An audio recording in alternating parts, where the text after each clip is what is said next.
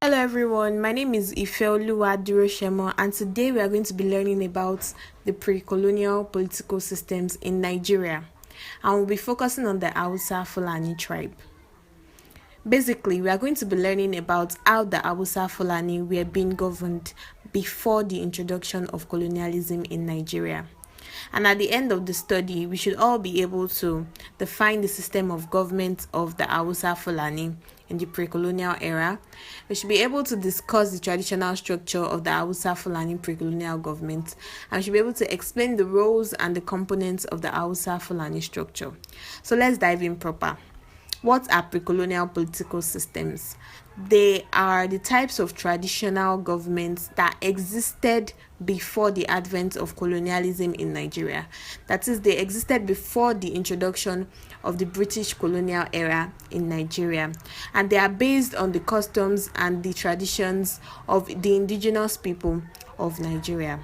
So now to the historical background of the Hausa Fulani pre-colonial political systems.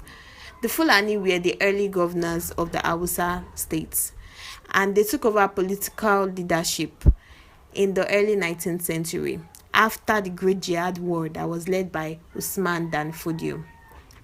After this Jihad War, the former 14 Hausa states were now merged together and divided into two caliphates.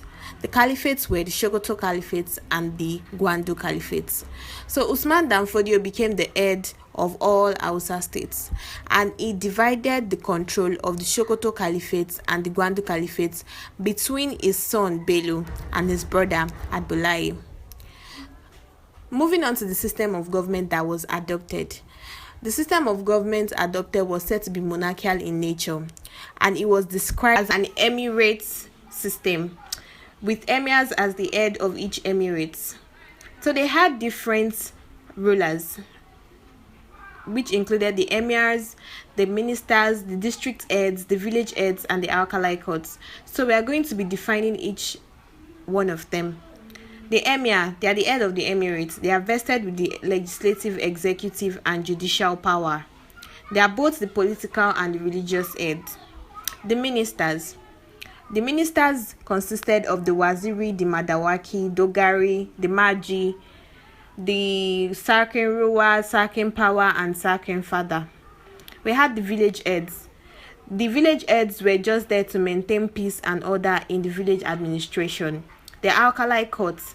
The alkali courts takes charge of the judicial administration of the emirates under Islamic tenets called the Sharia. And the Sharia law is administered by Islamic judges known as the alkali heads or the grand qaads. The district head. The emirate system was divided into several districts headed by the Hakimi, whose responsibility is that of a tax collector. So thank you very much. This is the end of your topic for today. We have some revision questions for you. Number 1, highlight the features of the Hausa Fulani pre-colonial political system in Nigeria. Number 2, explain the principle of check and balance in the Hausa Fulani pre-colonial political system. And number 3, analyze the monarchical nature of the Hausa pre-colonial political system. Thank you very much for watching. See you at the next class.